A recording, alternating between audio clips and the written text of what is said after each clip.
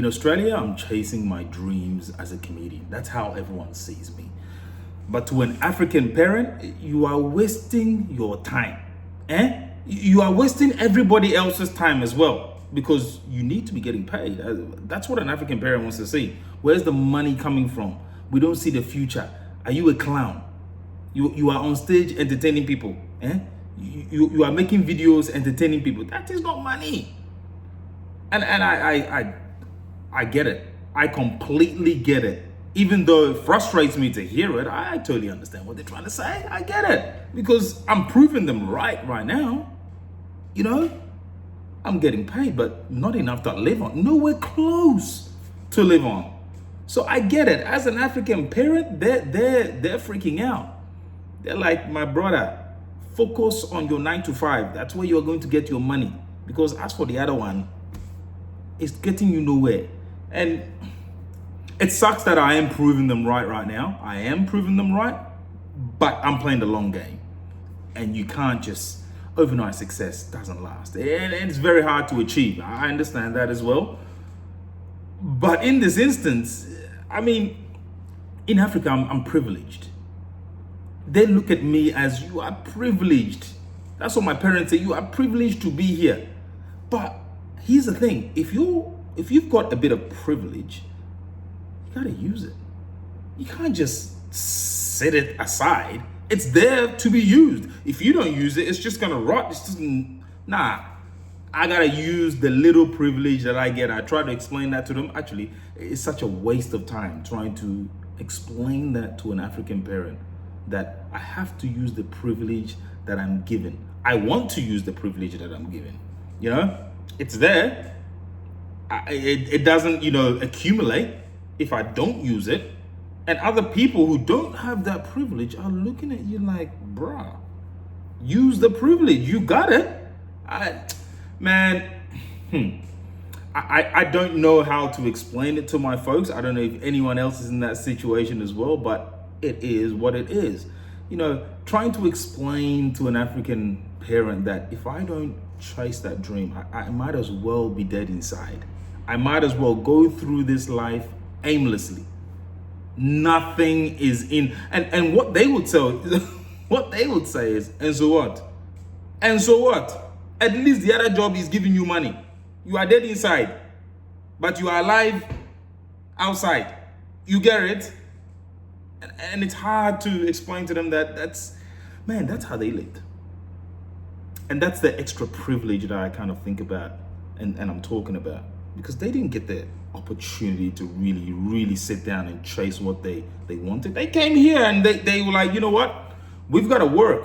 We've got to do double shifts. We've got to do whatever we have to do to put food on the table.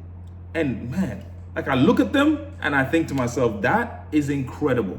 That is amazing, because I don't know if I could have done that.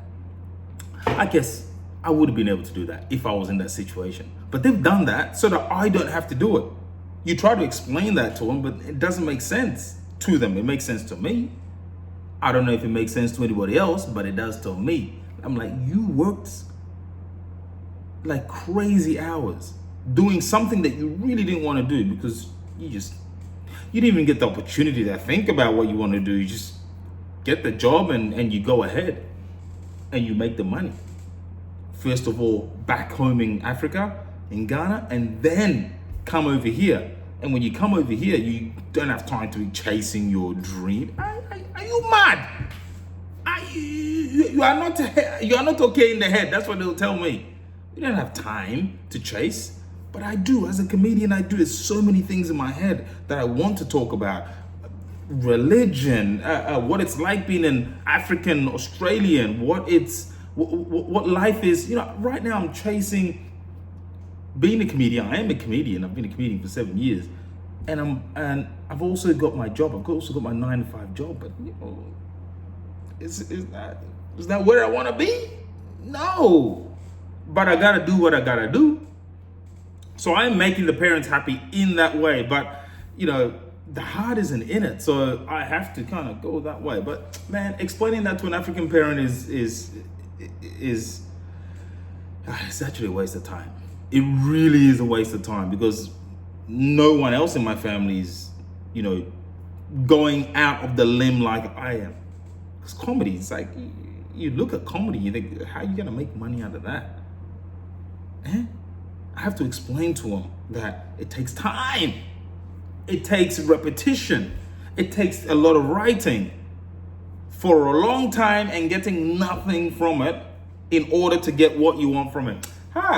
Actually, it is crazy. The more I think about it, the more I kind of feel like they're right. They know what the hell they're talking about. My one is a vision that hasn't yet come to fruition. It will. I know it will. I'm working hard every day, but it hasn't yet. So how do you explain what your vision is to someone when they don't even like the thought of that? Yeah, what do? I just gotta say, yeah, it will happen. So to them, it's fantasy. I gotta kind of sell them that dream.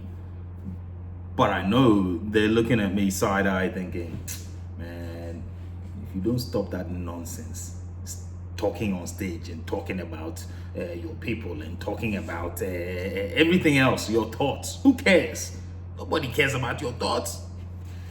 I gotta show them that people do. People do. But yeah, I think that dream chasing for an ethnic person in a Western world, man, whenever I see people who are extremely successful, and I'm talking about the ones who their parents have come from a different country and they've come to the West and they've been able to make it in their field, whether it be acting, comedy, music. Without the support of your parents, it's so much harder. Especially because, like, look, in Australia, my friends, especially the white friends who want to do something out of the ordinary, the parents are like, you go, boy, you go. We don't get that. I don't get that. But I can't wait for the day where I go, that is what I was doing the whole time. And they'll be like, oh my God, that was good.